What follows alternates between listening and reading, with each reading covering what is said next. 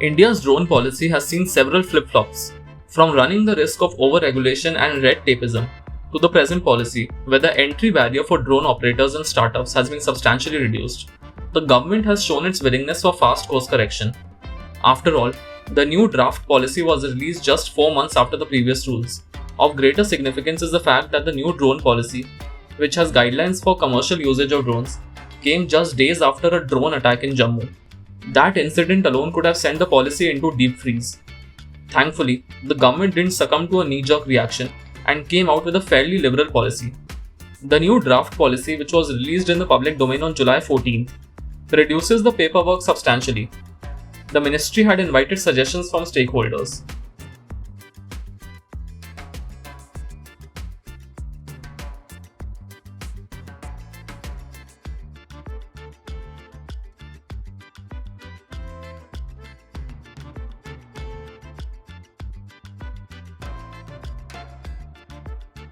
Commercial use of drones are many.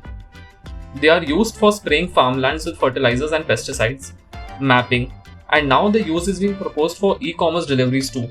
At the height of the pandemic, it was imagined that drones could be used to airdrop vaccines in remote parts of the country. However, the new rules haven't allowed delivery of items with drones as of now.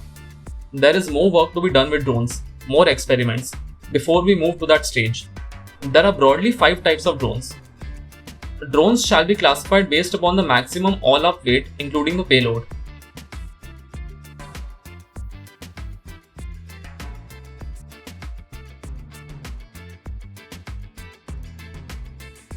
In due course of time, the Ministry of Civil Aviation will upload an interactive airspace map with green, yellow, and red zones on its Digital Sky platform. The ministry will also bring in geofencing technology to ensure drones don't venture into the red zone. Geofencing involves the use of machine-readable airspace maps, which can be directly programmed into drones to ensure they don't break into the red zone. The drone operators will have to submit their flight plan 24 hours before a flight on the Digital Sky platform.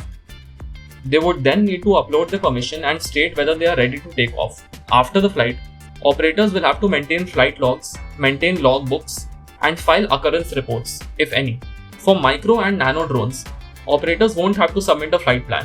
When the policy comes into effect, we can slowly see it enabling activities ranging from news programming and cargo delivery and artistic creations to utilitarian tasks like digital mapping and crop spraying. It will also make it easier for hobbyists and engineers to test new designs, thereby providing a push to this nascent industry. Data suggests that despite a huge potential, India's drone startup sector is lagging those in China and the US.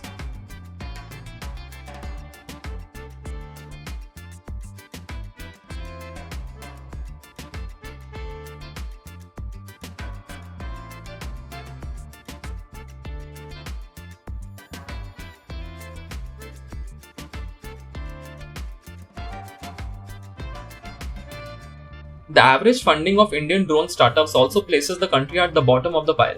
It is expected that the new policy will have a positive effect on Indian drone startups. However, some concerns remain. According to the draft policy, the import of drones and drone components will be regulated by the Director General of Foreign Trade. As India does not have many domestic manufacturing firms, most drones are imported and assembled in India. Stricter norms on imports will mean more restrictions for the sector.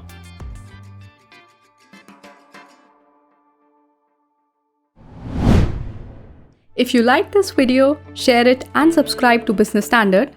For more news, views and insights, log on to www.business-standard.com. Do also follow us on YouTube, Twitter, Facebook, Instagram, Telegram and LinkedIn.